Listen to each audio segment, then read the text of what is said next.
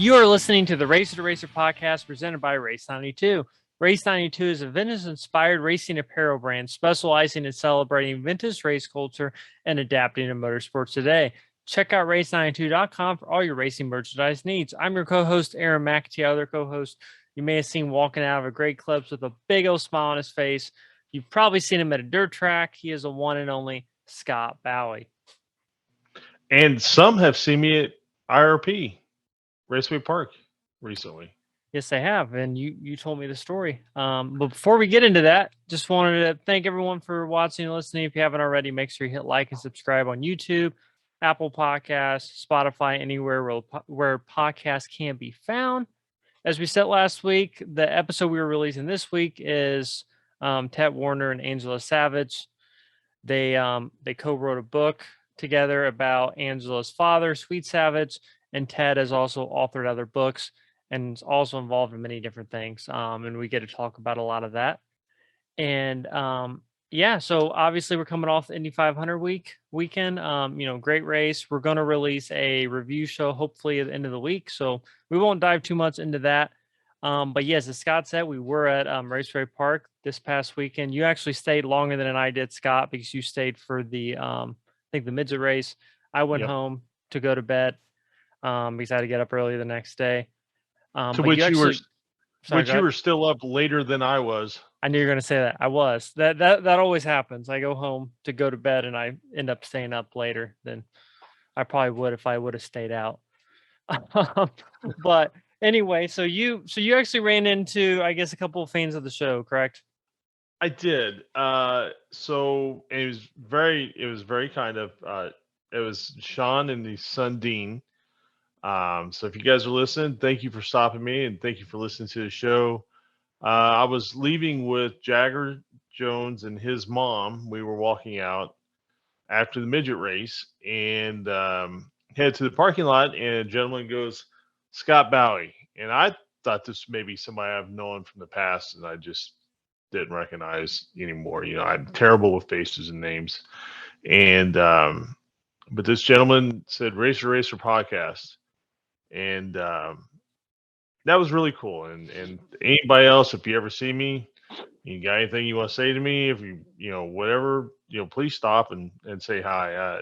He was a very nice guy. He had worked. I can't remember if he worked in IndyCar or worked on the IndyCar team for a period of his life, he said. And like I said, his son was there, and Jagger gave his son one of his Jagger Jones racing hats and took some photos with his son. So that was really cool.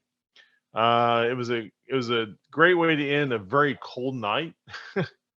But no, it was fun. And boy, what a month we had, right?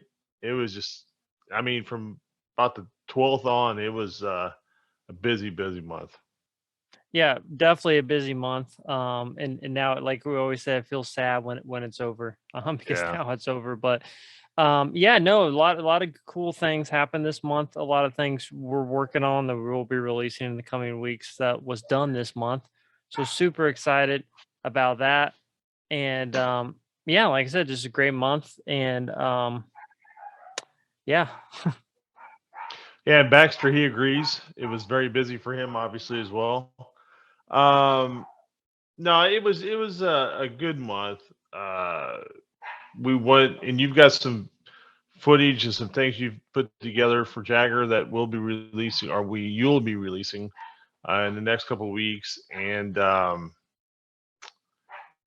it was just busy. And I went to the little 500 sprint car race the night before the 500.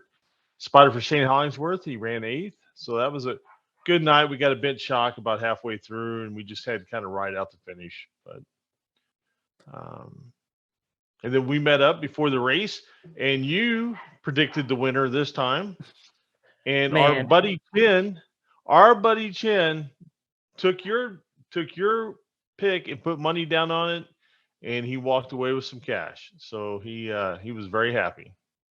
We're going to cover this definitely during the review show, so I don't want to say too much, but I did predict it.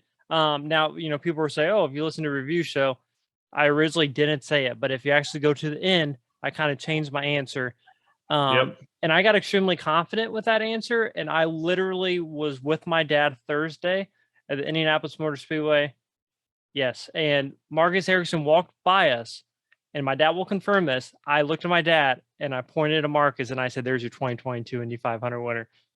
True story. That's awesome. I would not make That's that awesome. up. And I also had a little talk with David Land on race day morning. And actually, this whole thing kind of evolved into a tweet that he later tweeted about saying that he told a couple people he would jump off the grandstand if Marcus won. And I was one of those people that told him that Marcus was going to win. So no, it's pretty funny. Luckily for, as far as I know, luckily for David, he didn't say which grandstand.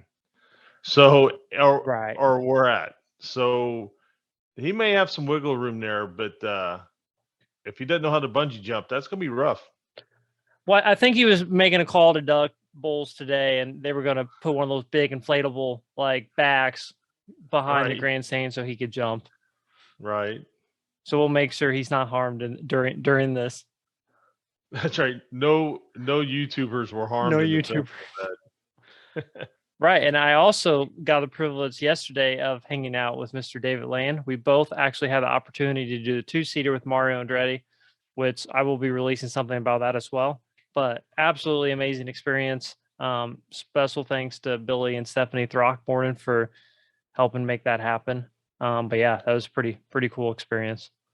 Yeah, that's pretty awesome. Man, that was so awesome for you. I remember you were tweeting me texting me, and just tell me what you're getting ready to do. And you sent me some photos, man. You're just pretty happy about it, a little emotional about it, as well as you should be. It's pretty special. So Yeah, no, it's I just mean, it's right. awesome. Yeah, it's a surreal thing. Like when you're going on those speeds, you almost feel like you're on a roller coaster or something. Then you look in front of you and you see, because you can still see like Mario's helmet, and you just see his helmet, which is like one of the most iconic helmet paint schemes ever of any race car driver. I don't care what anyone says. Obviously very simple design, but very iconic. And when you just see that in front of you, you realize who's driving you. It's pretty cool, especially where you're driving. So It's very cool. And you said speed's pretty close to 200 mile an hour. yeah, they go pretty close to 200. And I really like the most shocking thing, the most surprising thing is how fast he takes off, and just in the warm-up lane, how fast you go in the warm-up lane. Because we're going the warm-up lane, it was going so fast, like I couldn't even like pay attention to what was going on because it's just so quick. You accelerate so Yeah. fast, the G forces. And I just kind of looked to my right and I realized like we're still in the warm-up lane and we're going this fast. Because for a second, I'm like, did he already go up like onto the the banking? And nope, we're still in the warm-up lane. So yeah, really how cool. does that work? Do you make a complete lap? So you go through, because you don't enter the track on 1 and 2. You enter on the backstretch just like the cars do, Yes. like during the race. And then do you make an entire lap where you go into 1, off 2, then come back around, go into pits? Yes, exactly. That's exactly what happens. Yeah, that's what I thought. Man, And they start that's they awesome. start Yeah, and they start like at the end of pit road. So that's where you get in right. the car, at the end of pit road. So that way you don't have to go into the pits at all. You just go on the main stretch and they just pull right in there in the first turn by the um, last turn of the road course before you go into the front stretch. Right. Man, that is awesome. I was very happy for you. I just I imagine that was just pretty special. Yeah, it's And really like great for Billy and Stephanie to do that for some people that I guess had worked with them, with over the last couple months. And so that, hats off to them. yeah, and surprisingly, that was David Land's first time ever in the 2-seater, which I was super surprised about. He's never done it with anyone at all. So What did he say afterward? Or do you have that you're going to release later? no, I mean, he just said like how amazing it was and just how quick he was just surprised how quick, I mean, how close they got to the wall. Yeah. And he was like, but I trusted it because it was Mario Andretti. That's literally what he Right. said. But I mean, I think any driver, any of the 2-seater drivers, the experience is probably going to be pretty similar as far as the speeds and all that. But obviously, you're in the car with Mario, so that definitely makes it more special for sure.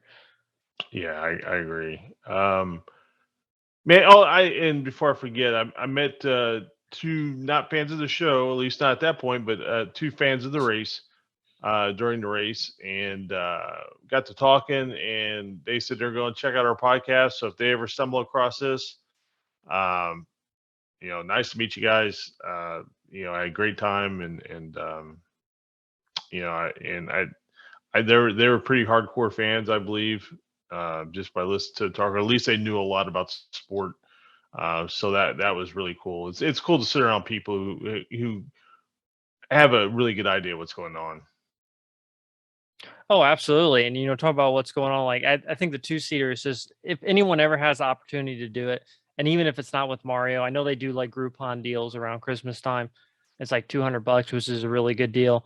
It kind of gives you a new appreciation for the sport, and it makes you understand it better. So I definitely recommend it if you're a big fan, because it's just a G-force. You're like, how can someone drive the car, let alone ride in the car for 500 miles? So it gives you a whole new perspective. Yeah, I've never done it. I'm a little large for the old two-seater, but that's that's okay too. I really have no desire to do it, but yeah, I think it's a really great way for people to respect the sport more. I mean, maybe, because it's easy to stand there and just, when you're watching a race, it looks like you're just going around the track and it's not a big deal. You don't realize the speed and the G forces and the loading and the bumps, and you didn't even get a chance to feel the steering load in the wheels. So you throw Right. that into it. You feel the shifting, and it's just kind of, I mean, it's a big feeling when they shift. Um, but yeah, no, it's just, you're and the big thing was like going through the corner, trying to hold. I couldn't hold my head still, just kind of went to the Right. outside. Obviously the driver, they have padding and they can't even really move their head. So it's a little looser for the person riding, obviously. But it definitely gives you a good perspective. And yeah, going about 200 mile an hour. So not too far off a race pace. So you're getting like through up until the mid 2000s feel with your head. I mean, you look at the Yeah. old videos, they don't have any type of head sport. And I thought of that. Literally, we're going through the corner, and I thought of our good buddy Pete Pete Holzberger. Halsmer. Yep, Yeah. exactly. I was like, man, I know exactly what Pete's talking about. But yeah, no, great experience, and yeah, no, great race weekend. Like we said, definitely stay tuned because we are releasing some stuff and working on some other stuff as well. We will be releasing as far as like videos and other content goes. And next week we're going to be releasing David Hobbs, Hmm. which we recorded a couple months ago, and we had him on previously last year. But he's definitely a legend of the sport and someone we wanted to revisit with, and has a lot of good stories. And when we had him on the first time, he kind of he ran out of some time, so I think we covered pretty much everything up to his last of his racing career for the most part. But obviously, he's had a big career since then, Right. broadcasting and other stuff, and we get to touch on some of the racing stuff, but also some of the stuff we didn't really get to talk about before. I tell you one thing that was nice about this month was running into guests of the show that I never met in person. Yeah. So I ran into Scott Goodyear at Indianapolis Raceway Park, talked to him. He had some very kind words. He was very generous. And he was generous with his time when he did his interview with us. The James Hinchcliffe at the Burger Bash, and I didn't get to say hi to Renus, but Renus was at the Burger Bash as well, and just other drivers. And I know you talked to several drivers during the month who I think Simon Pagenaud's one, and some other drivers that's been on our show, and that's really nice to be able to say thank you in person, and that sort of thing. So. Yeah, no, Simon, great guy. He actually complimented us on saying that we do a good job with the show. And yeah, I got to meet Robbie McGee. I mean, I've met Right. him before, but first time I've met him since we've got to know him and got to do the podcast. So that was really cool to get to meet him. He came in town for the Legends Day. There's a couple others, Tom Bigelow included, that I met as well, that we've had on the show. And yeah, so we're good. Like we said, we're going to do a race review show with Spike Gilhausen later in the week. Maybe try to get one or two other people to join in as well. And we'll try to get that released hopefully by Friday. Hey, you got to give a big shout out to Mark James too. I do. So Mark Janes, thank you. So yeah, so I got to hang out with Mark Janes a little bit in the IMS Radio Network booth in the media center a little bit during practice week, which was a really cool experience. Thank you so much, Mark. I think I'm going to get the opportunity to go back when they do another race at some point from the remote location. So definitely look forward to that. And yeah, it was really cool to, really see kind of how they operate, and definitely professionals. Mark is very good at what he does, and kind of seeing the behind the scenes, action of what happens with a radio broadcast. Obviously there's a lot of talking that goes on behind the scenes that you don't hear. They have different buttons to push, and they're looking at all the data and all that. So definitely very hectic, and I know how hard it is to find things to talk about sometimes on a podcast. So I can't even imagine being on air. We can edit stuff out. They can't. Right. Yeah, no, they do such a great job.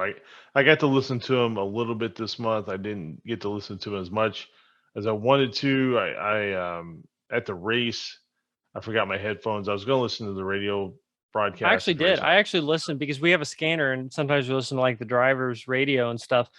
But majority of the race, I was actually listening to the IMS Radio Network because I don't think there's anyone who really does it better than that. I mean, the TV Right. does a great job, obviously, but the radio, they've gotten well-deserved awards for their radio broadcasting, and yeah, it's just they do a great job, and yeah, just great people. Yeah, I can't agree with that anymore. They are the best of the best of the best. Absolutely. Well, I hope everyone enjoys our interview with Ted and Angela Savage. Like I said, stay tuned later in the week for a race review show, hopefully for the 500, and also some other content we will be releasing. And Yep. hope everyone has a great week.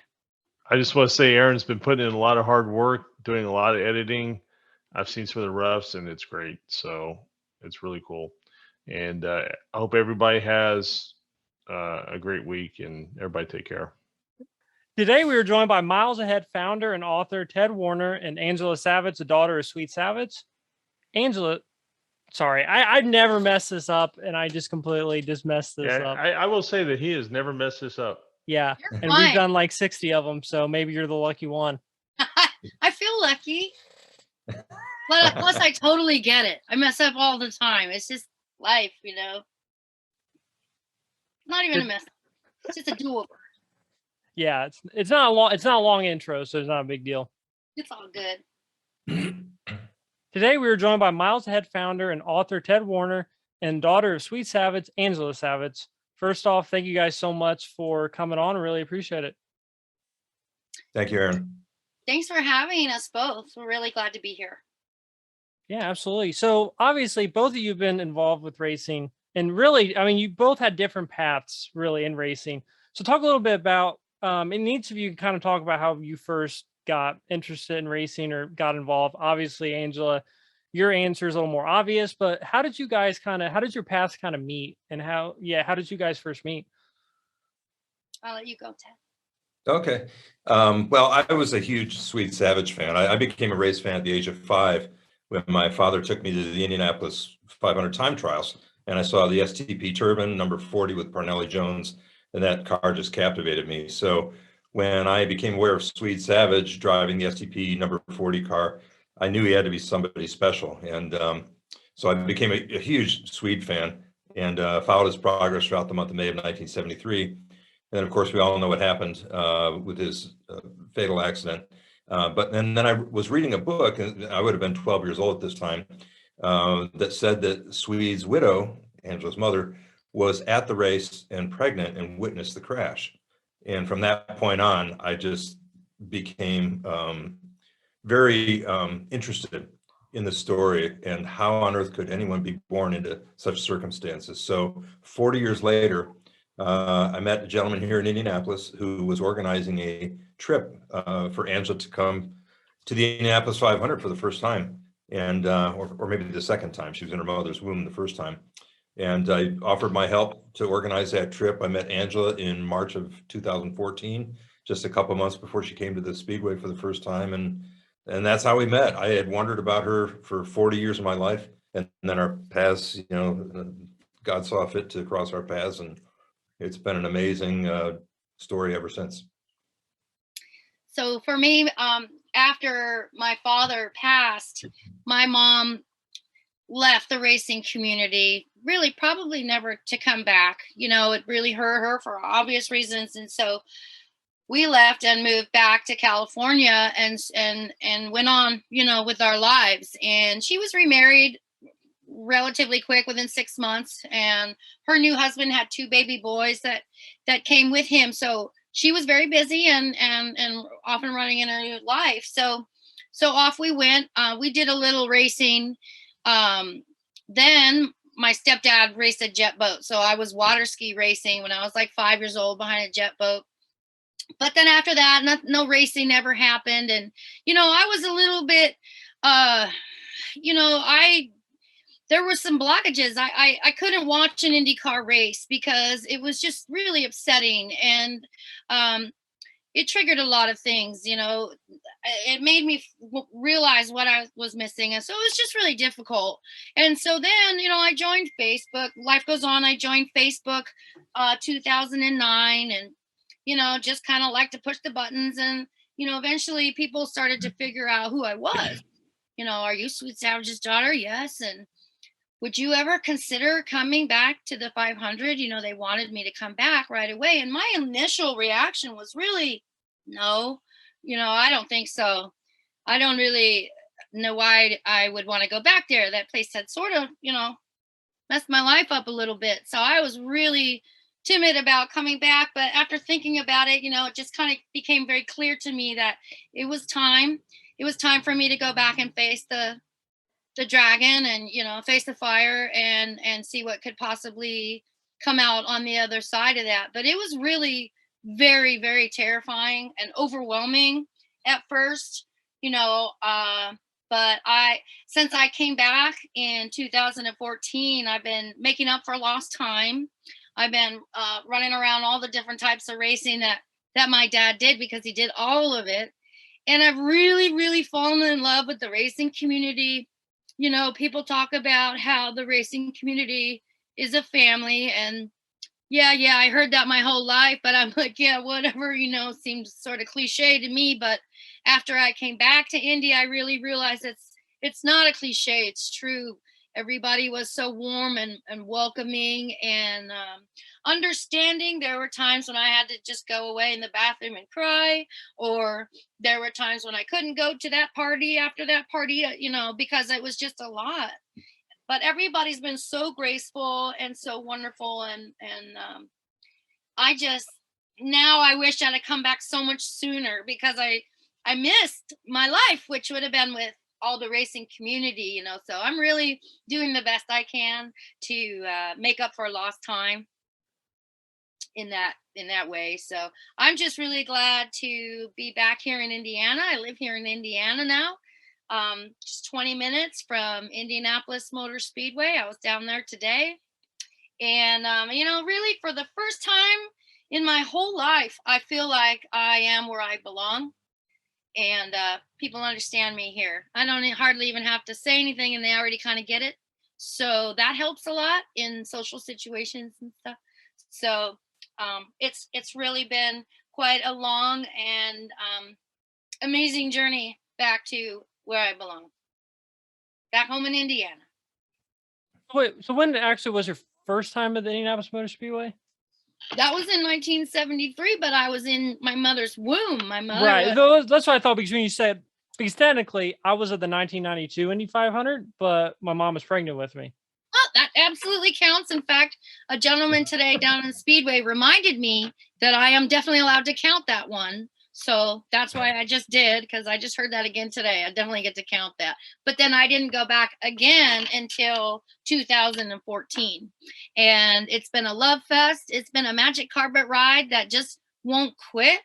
And I'm just getting started. We've got so many fun projects ahead of us, and this amazing book behind us or with us, that was quite a journey in itself. It took us about 5 years to get through all of that, and I really wasn't prepared to. I had to figure my life out so that I could explain it, and that was really difficult. But when Ted and I met, I was working with him. We were doing autocross events with Minnie Cooper, John Cooper Works, and so we were on the road a lot. And I just, he was someone who was dying to know all the things that I really needed to get off of my chest too. So it was very much anointed, and there were times we were on the road for 8 hours straight, and it was just yak yak yak the whole time. I never talked a lot about it before, but it was just time to get it out. It was time to get out, and Ted was the one gracious enough to let me. And so he just hit his recorder, and boom, later, 5 years later, and a lot of work and research, we have this new book, Savage Angel. I'm very proud of it, and I'll never be able to thank Ted enough for helping me get all of that out. It's been a really wonderful and therapeutic experience. Yeah, obviously you said your mom goes home back to California and quickly starts trying to put her life back together. To which, part of that's having you being born, obviously. And then obviously, like you said, she gets married and she has 2 other children, roughly about the same time. And at what point, I don't know. I mean, was she trying to shield her family from the auto racing? Like it had hurt so bad, she just kind of wanted to get you guys away from it, and Yeah. I mean, she and and find other things. I kind of like to refer to us as the shrapnel, if you will, Yeah. because she couldn't wait to get as far away from here as possible, and I can't blame her for that at No. all. But at the same time, I always had a lot of questions growing up. I wanted to know more, but you don't want to unstable the new stable, so I just held a lot of it in, and that all ended up, hurting me really more than anything. So that's one reason why coming back, has been so therapeutic, and allowing me to share because I went through hell in my life. I mean, we know now, because of this book and the research that we did, we know now that a woman who is very pregnant and experiences a traumatic event like that, not only does she get the PTSD, but the baby gets the PTSD too. The baby feels everything she's feeling at that point. So my mother and I both had PTSD our whole lives and were struggling, but we didn't know we had that. There wasn't any real information about those things yet. And so it was actually while we had already started this book, to correct me if I'm wrong, but we were studying posthumous children. That's what it's called when the posthumous child's father dies while the mother's pregnant. And we learned that there wasn't any studies done on that until 9/11. After 9/11, they realized that a lot of the fallen heroes had pregnant wives, girlfriends, whatever. And so they said, let's go check on those kids. Well, it turns out, they're not doing that great. So they started studying trauma, that pregnant women go through, and how does it affect the baby. So learning these things, I can't tell you, putting together some of the pieces for me and helping me to understand why I struggled the way I did, and why I acted out the way I did. And it really helps me, I always say knowledge is always power. And so by learning those things, I was able to empathize with myself and forgive myself for a lot of the things I was doing wrong out of pain. I was addicted and afflicted, but I've gotten past all that now. And this book has really been such an important part of my life. It's really scary for me to think because it was like a crossroads. I've been through so many crossroads, but it was like, do I go back to Indy or not? And I could have so easily just said, no, I don't think so. It's a little much. And I was really a hermit at that time. I was very much a hermit. So I could have just said, no, I don't think so. But I went, and I shudder to think, what if I hadn't, decided to come back, because it really just sort of opened up my life, and, like all these layers of crap are coming off like an onion, and I don't know. I don't even want to think what I would be like now if I hadn't come back to face all of these things. At what point as a child did you realize that your father was different than the man that your mother had in the house, who was your stepfather, and that your father had, suffered this horrible fate? I was about probably maybe about 6 years old, and somebody had popped in a DVD. I always thought it was the Fire and Rain DVD. It's about the 1973 Indy 500, which is all the drama and stuff. But it might have been the Wide World of Sports. Anyway, a 6-year-old girl is watching the TV. Someone says, "That's your dad." And then it shows the big explosion. And that's how I remember learning about it. I see it, and then after that, there wasn't a whole lot of, "Are you okay?" Again, no fault to my family. It just wasn't like that back then. We weren't really as educated about mental health then. So there wasn't a lot of anything after that. So that it was really, really hard. And then, there's this whole new family, these kids, and you have to, at 6 years old, it's a really hard thing to kind of process, and then there was this back room that had like the trophies and the stuff, but I didn't go in there because it just was kind of, I didn't really get it, but it really traumatized me. To be frank about it, I was about 6 years old, and shattered me. It really did. I remember as a kid, when I'm 52, so I was probably maybe 6, 7. I remember my brother and I were watching TV one day, and there was actually a show that came on, and it showed like sports catastrophes or something like that, and that was actually one of the things. That might have And been it, yeah, and he and I were talking about it, because I was obviously in '73. I was too young to really remember that and know that, but my brother was telling me about it, and I remember watching that to this moment. So I can't imagine being the daughter of this human being and then seeing it that same way. Well, I mean, it blew my mind, pun Sure. intended, I suppose. And then, what it really did was all my foundation that I thought was my foundation that I was standing on fell out from underneath me. And I didn't know what was real. I didn't know what was up or down. I didn't know who was the dad, who wasn't the dad.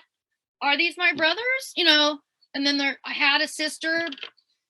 I mean, it was too much for a Right. young child to figure out. I should have been in therapy. But again, we just didn't know those things back then. Sure. Yeah. So you talk a little bit about coming back to Indy in 2014, and I mean, in a way, and you were talking about like, that was definitely a really hard thing for you to do, but in a way, I'm sure it also helped you. I mean, I don't know a lot about like psychology or whatever, but I think like dealing kind of with it head on helps in a way. And also you probably felt like, I'm guessing like after you did the book and everything, you felt a lot more like connected with your dad, I would guess. Like you felt like you actually maybe knew him more, even though you never met him. Absolutely. Well, I learned a lot, and you'll hear me say a lot. I learned that we don't run from your fears. If something is afraid of you, you run straight at that thing and see what it is and conquer it. Or you can waste your whole life running. And I did. I was running in a circle. I wasn't going anywhere. I was just running from that, so it was really, really healing for sure. And, you know, I realized that I wasn't connected to my father, not because he wasn't around, but I had him so blocked off. I was mad. I had anger issues. How can you be that freaking cool and then leave right before I get here? You know, so I wouldn't even let him in. But then after I experienced some personal healing of my own, my heart softened up. I didn't realize I was mad at him. See, this is all what I realized afterwards. But I was, and I had him all blocked out. And so working on these things allowed me to open up my heart and let him in with me, you know. And just like you said, I feel like our spirits are reconnected, and it's nothing less than that. I feel like we walk together, and he's with me at the track, and it's really, really something special. And I'm sure for Ted, when you started this, I'm sure obviously you knew a little bit of some of the backstory and stuff. I would think like at the end of this project, like what would you say was the biggest, like, I don't know, takeaway or thing that maybe you learned or really took away from working on this project? Yeah, that's a good question. We learned so much. The big surprise to me was it was almost an accidental discovery about some of the mental health issues that a person like Angela would encounter given her circumstances, the incredible circumstances into which she was born. And as Angela mentioned, 9/11 was really kind of a key event in the understanding of PTSD in a pregnant woman, the challenges that face a posthumous child. And not only that, but as Angela mentioned, she had an older sister. We found out that some of the children who were born to widows, the 9/11 widows who lost their husbands in the terrorist attacks, that there was resentment between the child who never knew his or her father and the child that did. So there were a tremendous number of complicating factors that all ganged up. It was almost like a perfect storm. And I at one point I actually tried to calculate the probability that anyone like Angela would be born into the world and face the different environmental and factors right out of the womb. And it was literally like 1 in a billion, something like that. Because we've identified a number of different aspects that have affected her.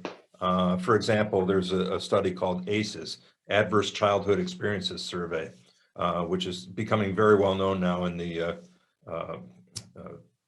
world of mental health. And that what we found out was children under the age of 18 who are exposed to, there's a list of 10 adverse childhood experiences. For example, did you ever witness your mother being struck by her husband, or things like of that nature? And Angela, I asked her, once I found out about this survey and the correlation between a high number of positive responses to some of these terrible events that a child can be exposed to, discovered that there was a correlation between adverse childhood experiences and mental health outcomes later in life. So, and then there were other things that we discovered. So we identified about half a dozen things that all kind of combined to pile on top of Angela as she went through her life. And that was really the unexpected discovery for me anyway. I didn't expect to get that deep into what makes Angela Savage tick. And, it changed her life and it really changed mine.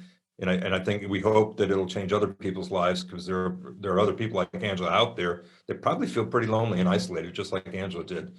So, as we move forward, with the book behind us and other exciting projects ahead of us, I know that it's Angela's desire to, connect with some of those people and let them know that you're not alone. Absolutely. So Yeah, it's really interesting.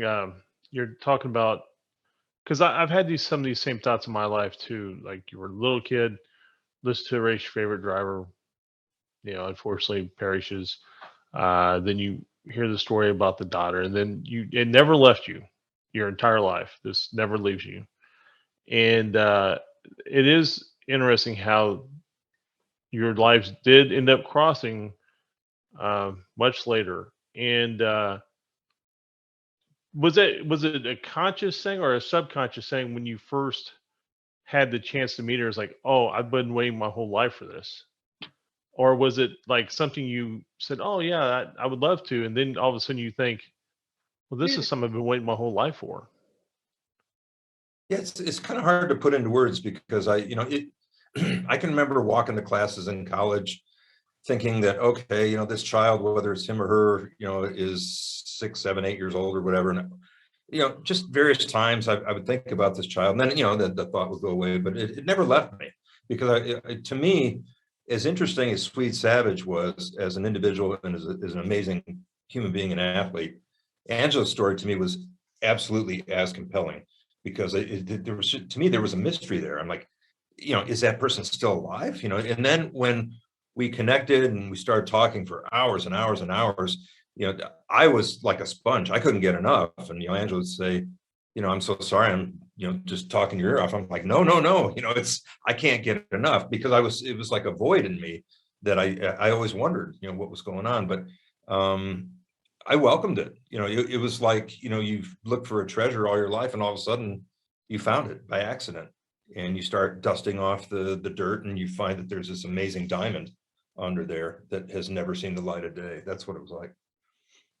That's really nice. Now, did it shape your life in some subconscious way as well? Do you think that unconsciously some of the things you did in your life were affected by that moment in your life? Me personally or Ted? No, I'm sorry, Ted.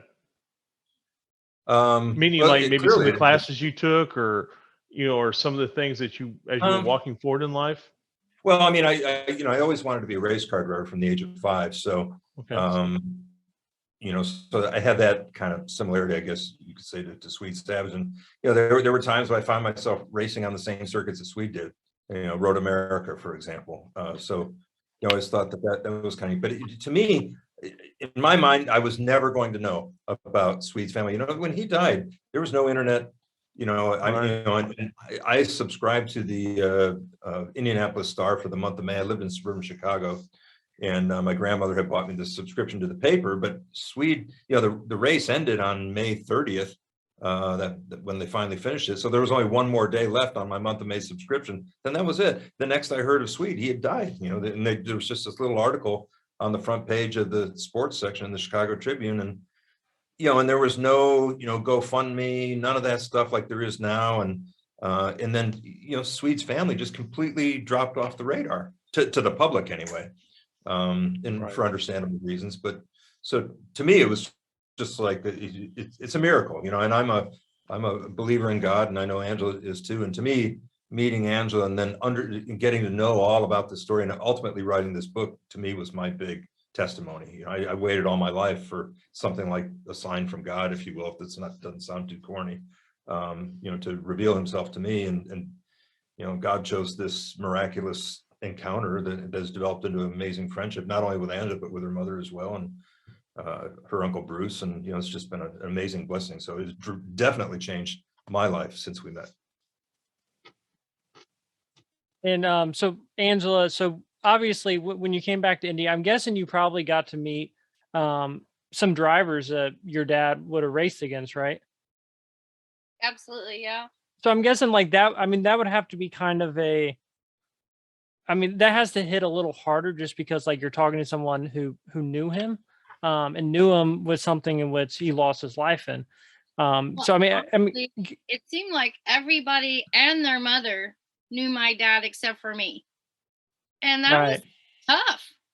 They're telling me, and I'm like, it's just kind of a really awkward place to be in. Sure. And sometimes people will vibe you like me. They're like, it's just kind of this vibe like, well, you weren't even there.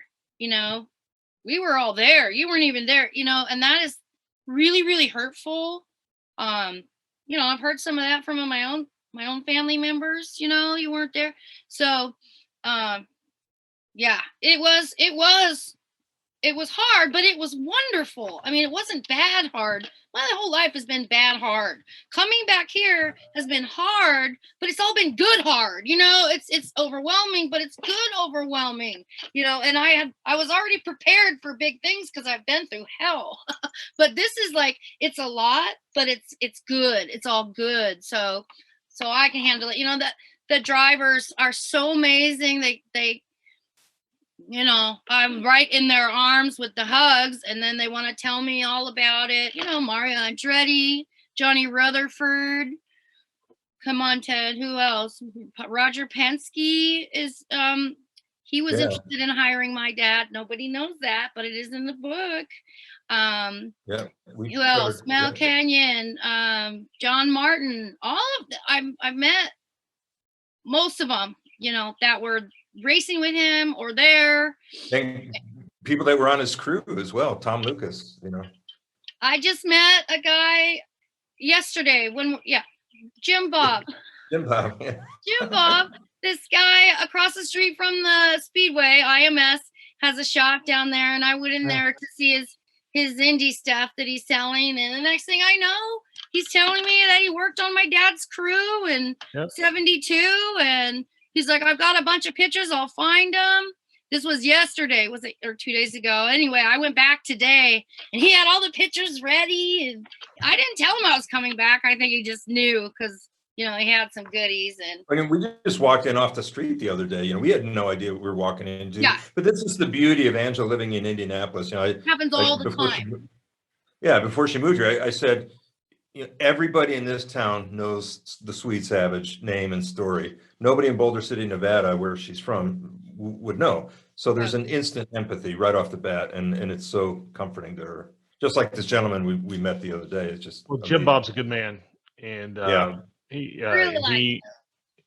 was a racer too. You know, he drove sprint cars. I know. He's a good man. I've known him a long time, and he's a really good man.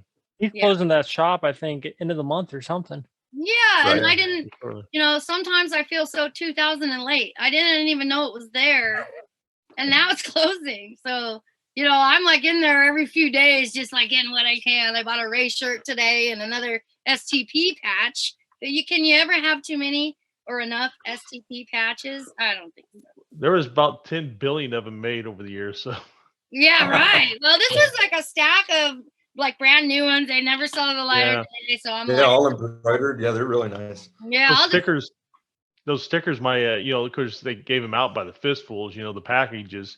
Yeah. And we had so many of Mom used to just give them away at Halloween to the kids, and they loved it.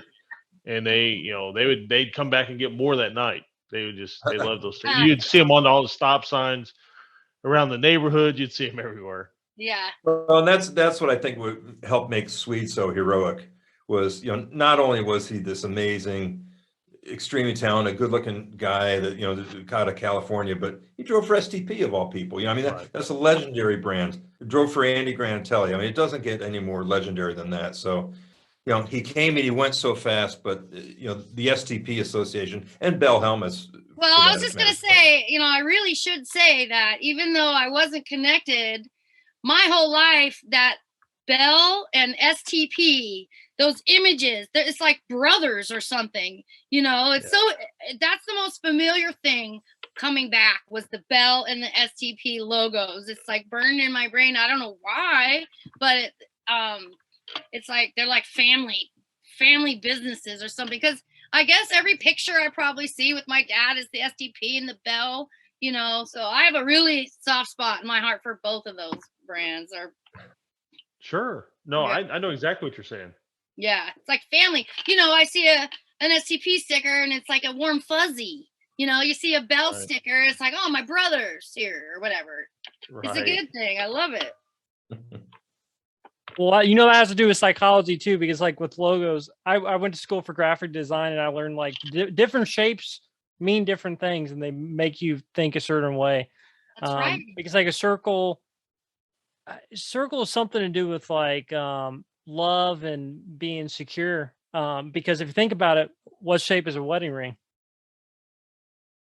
And it never ends. Right, exactly. Yeah. So I've never thought about that before. It's funny the STP is kind of the same shape. Yeah. It's just a very familiar image and always has been my whole life.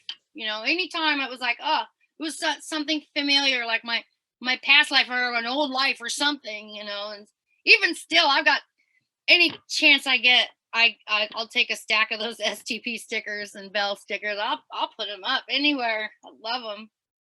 Yeah, it's crazy. You know, even the band Stone Temple Pilots use the STP logo for a lot of their marketing and that. It's just, you know, I remember it's amazing how that just lives on and on and on and on. Yeah, but in my head, even as a little younger person, I'm like, it's not a band, STP. That's not Stone Sure. Temple Pilots. You know, Right. I'm in California. They don't know what I'm talking about. You know, they probably would have here in Indiana. I'm like, STP. And I love the band, you know, but I did Sure. feel like he can't jack my team STP either. You know what I mean? They played it like Carb Day, I think, back in early 2000s at some point. Yeah, that's a good show. Yeah. Yeah. The first year I came in 2014, who was playing? Sublime was playing, and Doug Bowl, president of IMS, who was so gracious in his welcome. He had given me some backstage passes to see Sublime, and I was really excited about that. But you know what? I had to do an appearance before that, which kind of just drained me of everything. And I couldn't even, there was so much going on. I didn't get to go backstage to see Sublime, which kind of says a lot about how much was going on. Because in a normal circumstance, I wouldn't miss that for the world.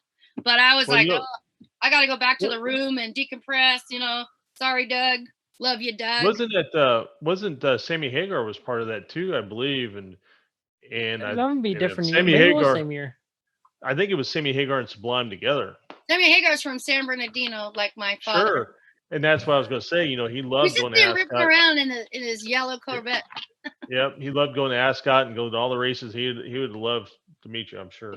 Oh, that'd be cool. Who's going to set that up? I don't know him. I just sent it out there in a message, so maybe someone go get it. So obviously, you know, we're talking about the book, and there's also Sweet Savage shirts, right? So obviously you've done a lot with like the branding for your dad. So talk a little bit about how all that kind of came into fruition.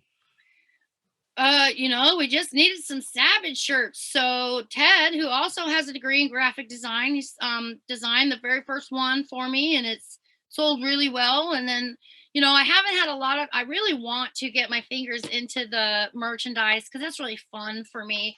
But we've been very busy writing books and working and stuff. So I'm still planning on doing that. But if you go to the website, savage42.net, that's where you can get the book. But there's also a nice merchandise section that's grown a little bit. I have, you know, maybe 3 or 4 shirts on there, some hats, things like that. But I am looking forward to working more on the merchandise line because I really think that's fun. Also, I'd love to do some merchandise for some other racers too. So, you know, I got my little fingers and all kinds of things, you know, just trying to have some fun and do it right. So Ted, you met Angela and kind of your life in some ways comes full circle. Right. Where does this leave you now on this journey? Do you are you obviously you love auto racing first and foremost as well? Yep. Are you thinking about maybe doing more books or more projects like that? Kind of where's the fork in the road leading you now? Well, we have some really, really exciting things that we're working on that I can't talk about too much, but we are, I was going to say heading down the road. We are on the road toward doing other things. Angela and I together, along with actually a friend of hers from childhood, who's in the entertainment industry. So we have some really, really interesting, exciting ideas. And later this year, there's going to be something really exciting happening. We're aiming for the Big Machine Music City Grand Prix for a major unveiling. Let's just say that. And it's going to be for anyone who's a Sweet Savage fan, it's going to drop you in your tracks. And that's about all I can say, but it's a big, big surprise and something I thought would never happen in my lifetime. And I'm sure Angela never dreamed it would happen in her lifetime. So really, you know, and we've gotten such a great response to the book. The book is, you know, it's the first book I've ever written. And, you know, of course you had to understand all about publishing and so forth. And nowadays more than ever, it's easier to, you know, it's so easy to self-publish. You know, we spoke with a couple different publishers and I did a lot of research and found out that it could take as much as a year or longer to find out if a publisher is interested. And after a year, they could tell you no, or a number of publishers could tell you no. So we're like, okay, look, you know, we feel there's a critical mass of Sweet Savage fans out there. If we just take this into our own hands, Angela and I together, and with my design background and my, you know, understanding of printing and graphics and so forth, we could do a great job on this. And everybody that has had this book in their hands, you know, is impressed with the production quality of it. So we wanted to create something first and foremost that, you know, was a tribute to Swede, that anyone could be proud of. In fact, Angela's mother has told me in the past, as she's told Angela, that at one point Swede turned to her, they were driving somewhere, and he said, "Would it be cool if I was in a book someday?" So, you know, and to think that I was the one that, you know, put the words to the page, you know, it's just never could have dreamed. But it's really, so to answer your question, the book has really become kind of a springboard to other projects. We're well down the road with the thinking and coalescing ideas on how to make this the springboard into other interesting projects, racing related, not necessarily car racing related, but you know, inspiring stories and so forth. And you know, we've got some people lined up behind us that you know, I think this is really just going to be the beginning. This is some really exciting stuff.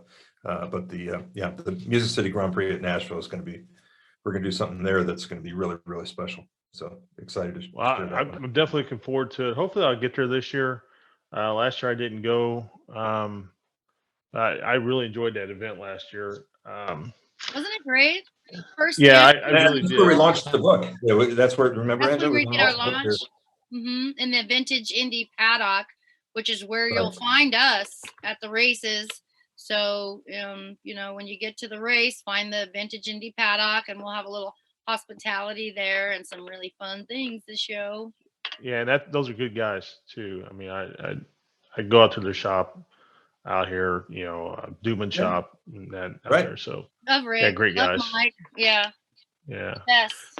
So Angela, I've got another question, and you talked about your mom. And once you come back here, once you discovered this life that you didn't even know you had, right? You rediscovered a life that you never had a chance to live, I guess. First of all, has your mom been back with you at all, or she's just stayed away? She has She's not stayed been away. back since. Did you? She has been very cautious. Yeah, Tepid. That's exactly the word I was looking for. She came back. Remember, Angela, she did come back almost by accident. She was in town And for that's something mentioned in the book. else. Yeah. Yeah, Totally unplanned. Yeah, totally unplanned. And then she did end up going to the track for a minute with her friend, but she hasn't like been back with me to the 500 or anything like that. She's pretty shy. So let me ask you this. Was your initial reaction to having this life, maybe not the initial act, did you at any point kind of say, man, Mom, I would have loved to have been a part of this? Or is it one of those things you just understand and it's just, that's part of life? I say it to myself. I understand why she left and couldn't come back. I'm a racer spirit. I'm not the trophy wife type, you know. I want to be in the car. I want to be wrenching, you know, and I would have, you know, I like to say poor Danica's got to be getting sick of this one. But I like to say I would have been Danica before Danica, you know, all peace and respect. But, you know, I really have that racer spirit inside me. So coming back, it's hard. It's hard. It's great, but it's hard too because I realize, oh my God, I miss my life. You know, I'm 48 years old, you know, and it's all just connecting now, right now, even in the last few months still, you know, who I am and where I really belong and how lost I really was, you know, how far off my road I really got, you know, tossed. And I'm just glad I made it back. I don't hold anything against my mom. You know, she got broken just like I did. And we were both broken into very different ways. You know, like if we were the shrapnel, it's almost like she went that way and I went the other way. And we've had a hard enough time just finding our way back to each other. Sure. And so there's no more room in my body for anger or resentment or anything like that. I spent a lot of my life very sad, very depressed, and trying to find anything to make the pain go away. And I just can't do it anymore. I put it behind me. And that's what this book did for me. One reason, I was scared to come back was because I didn't want to shame my father, because I have been much less than a choir girl. I've been through a lot, and I partied, I drank too much, everything. And, I do suffer with depression and PTSD and some other things. And I was afraid of how people would accept me, because my dad, woohoo, perfect. He's like a Stepford dad. How can I even live up to that?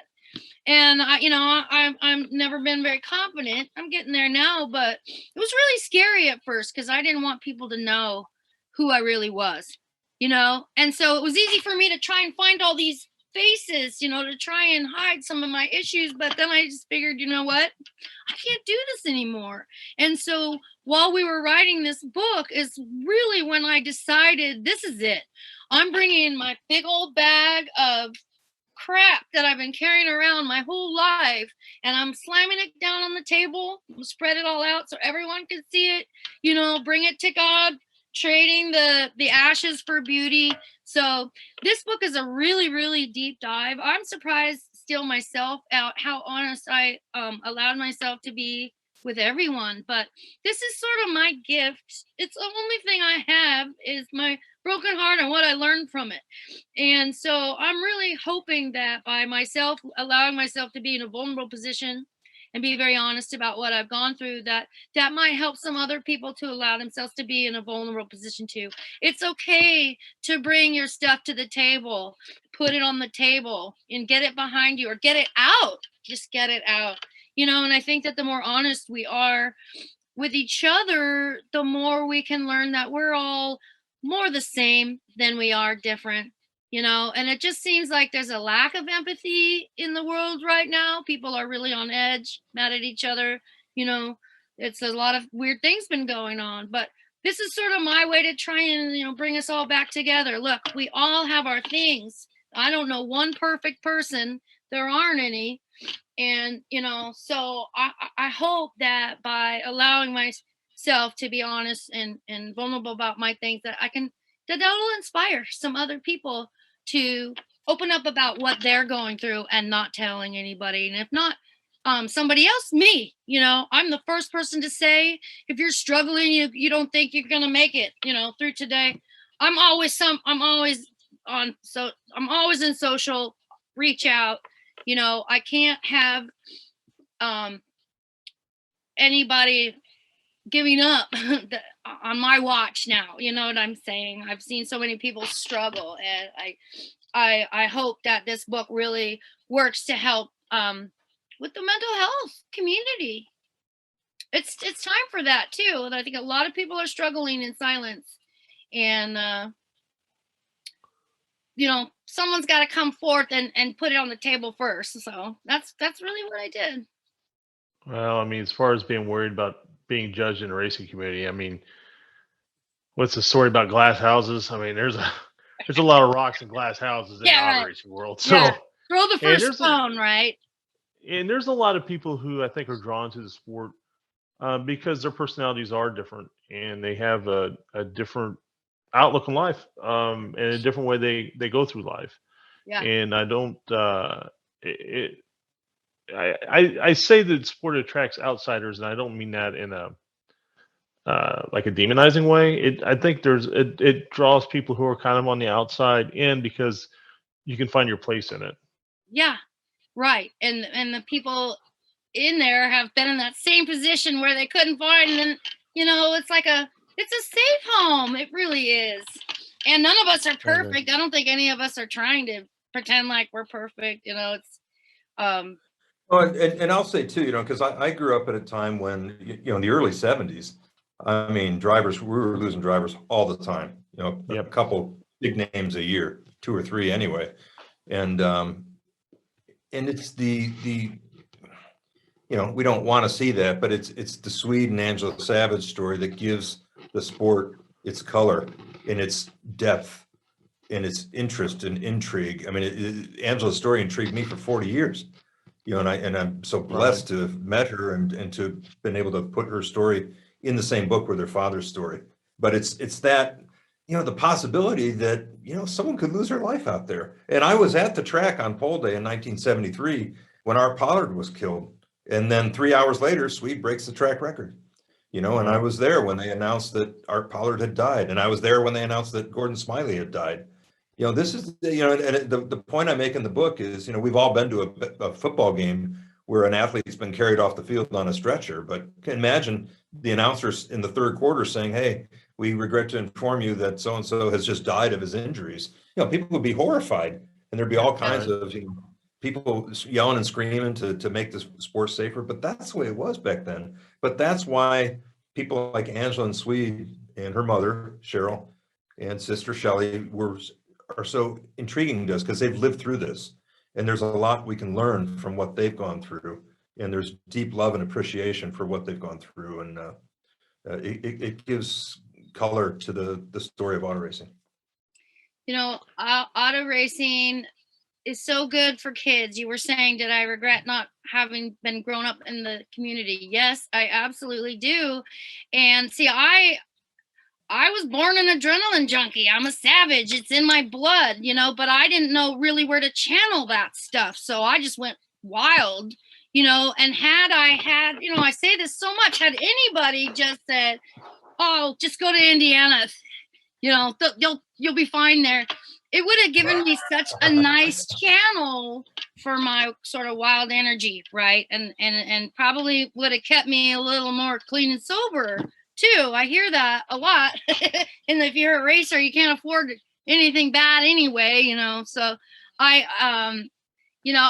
we got to keep racing alive. I think it's just such a healthy way for kids to get their adrenaline rush without doing things that are stupid or harmful, or illegal for that matter. Right.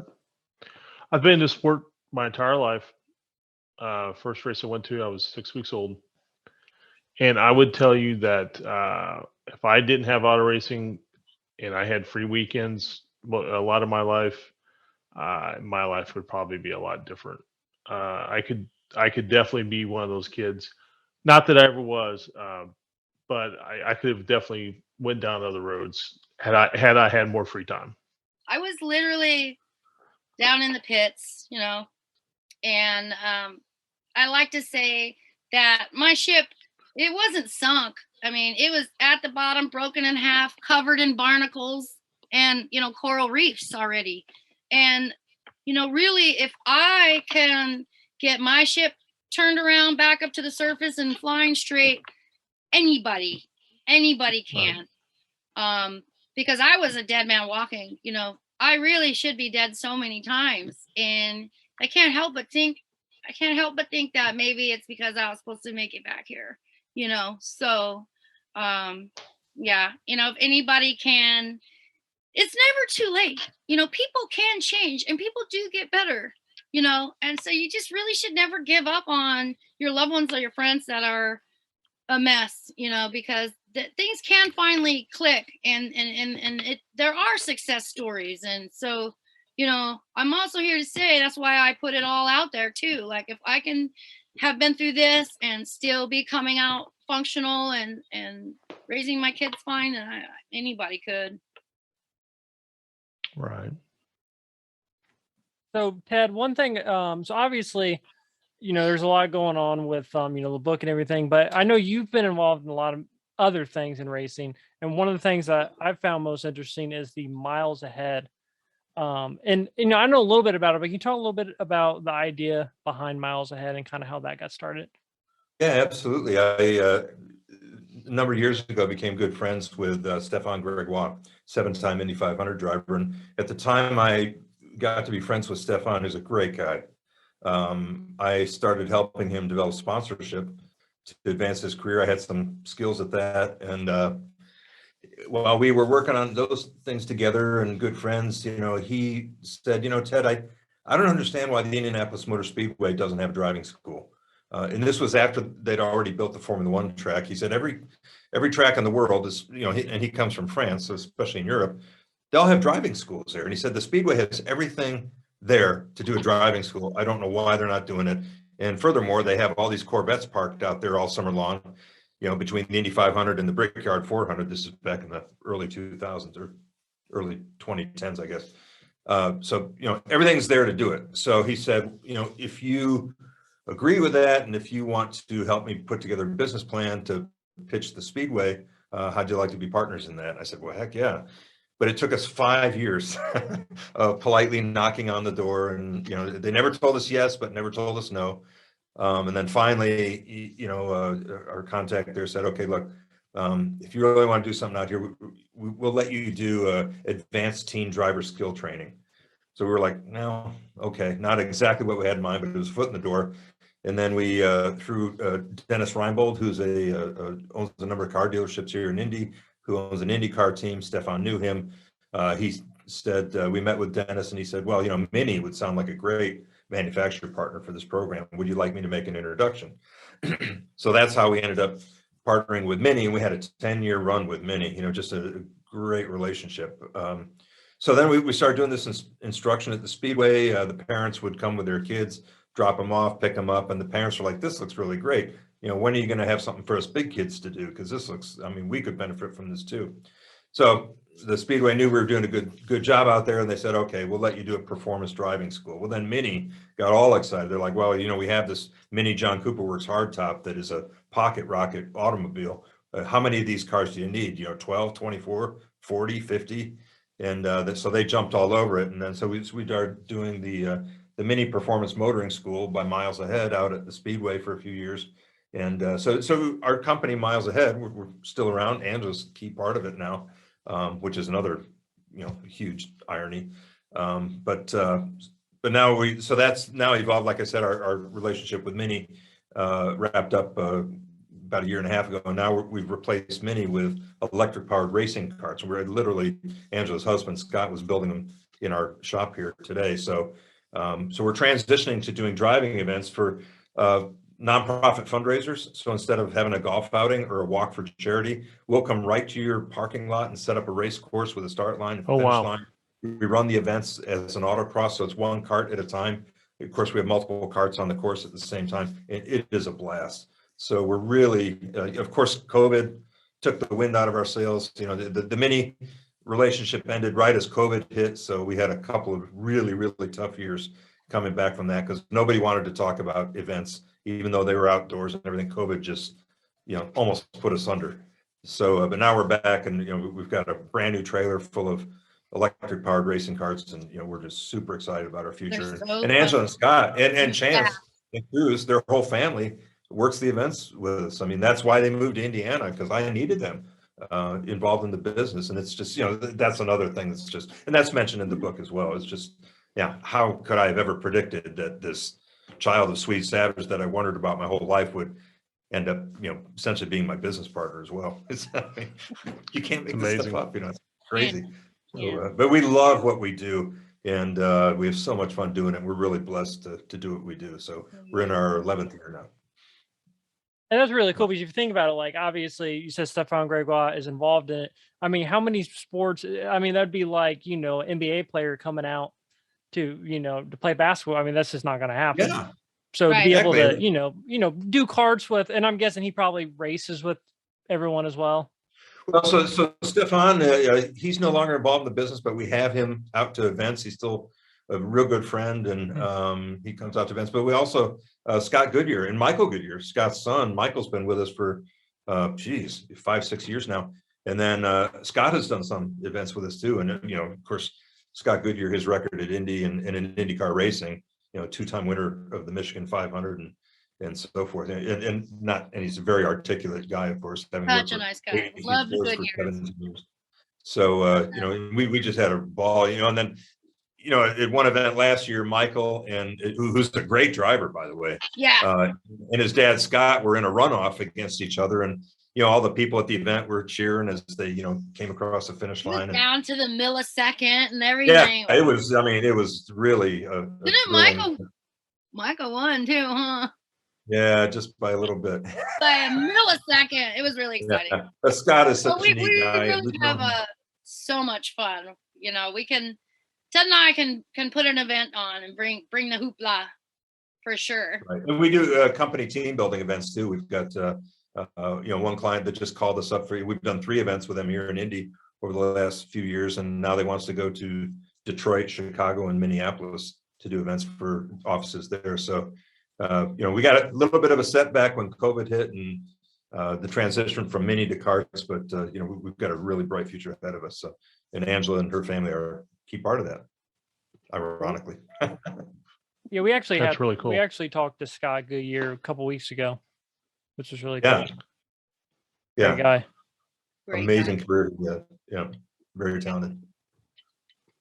He'll be around. He's going to be working with us too, and Michael too, and we have some people coming through. Yeah, we've got our first event coming up May 14th in Lisle, Illinois, which is outside of Chicago. That's a repeat event. And the nice thing about that is, we did the event last year with mini John Cooper Works hardtops. This year we're doing them with our electric carts, and they're looking forward to it. Just like they would with, probably more so than with the cars, because it's going to be a real thrill. Anyone who's driven a cart, a couple inches off the ground at speeds approaching 50 miles an hour. I mean, that's a thrill. So Right. Can't wait. Right. I've definitely experienced that with, like, I'm sure you've been like Fast Times or Sarah Fisher's indoor karting. Fast Times was like the first, and people like always, people are just like, oh, racing is not a sport. And I always say, just go to Fast Times. And that's just a very small dose of it. 10 minutes behind the wheel of a cart. Right. Yeah. Like, you're worn out after 8 minutes there. That's for sure. Oh yeah. And the carts we use, since we're running time trial events through an autocross course, and we're not doing wheel-to-wheel racing, and these are thoroughbred racing carts. These are Top Cart USA imported champions from Italy. So we don't have all the wraparound bumpers and the heavy roll bars and all that kind of stuff, because we're not going wheel to wheel. So the speed and the responsiveness of those carts is even greater than what you would get at one of those public car facilities. Really excited. Well, Aaron, do you have anything else for him? I don't. No, we really appreciate both of you, taking time. Both of you, I'm sure, very busy, so we really appreciate it. It was really cool, getting to talk to both of you. Really been my pleasure. Thank you so much for having us on. Thank you for being so nice and welcoming. Appreciate it. Well, we really appreciate it. Plug your merchant book again before we let you go. The book can be found at savage42.net. It's called Savage Angel, and be sure to look over in the tabs for the merchandise spot and get yourself a t-shirt and a hat. You may just see me in one. You may just see me in one this summer at the tracks. Oh, good. I hope so. Well, I'll tell you, it's been an absolute pleasure. It's hard to believe he was 26 years old. It's stunning to think a man that young accomplished so much in his time, and he has one of the greatest racing names of all time. Sweet Savage is one of the most amazing names ever. Yeah, I don't know about that. But 26. and I'm sorry, go ahead. Oh, it's just I think about where I was when I was 26, comparatively speaking. It really does blow my mind how much he did by 26. Well, to that point, right above my head, as I point to this photo, that's Sweet Savage at age 24 meeting the President of the United States. So a lot of people that age are still trying to figure out what they want to do with their life, and Sweet's meeting the president. So who was the president then? Richard Nixon. Richard Nixon. Yeah. So Parnelli's got one of he and Aggie meeting Nixon. Aggie Genius. This would have been the same event. Yep. Yeah. Same event. Yeah. Yeah. It's pretty funny. Yeah. Very proud. It's funny because in the picture you can tell that when my dad walked up, he's cracking a joke. If you look at the picture, he's just got this funny face on. I know the face, and the president is cracking up. So not only did he meet the president, but he made him laugh. And I just love that. I just love that about my dad. The stories I hear, the more I hear about my dad, the more I know that he and I are the same. I never really knew that growing up, but we're both Wouldn't you say we're pretty similar in our personality? Oh yeah. Yeah. Jokesters, stir the pot. The Yeah. whole bit, yeah. Always stirring the pot. Trying to find the funny. I mean, this has been an absolute pleasure for me. And I first became acquainted seeing your name about 2014, and I saw where you come back for the first time, and I thought, oh, that's really interesting. Because I had no idea that your family had dropped out of had pulled so far away from the sport. Yeah. And obviously I didn't really know your story. So it's been a pleasure meeting you, Ted. I think it's amazing that your road took you where it has so far. And I wish you guys nothing but success, and thank you so much. Thank you.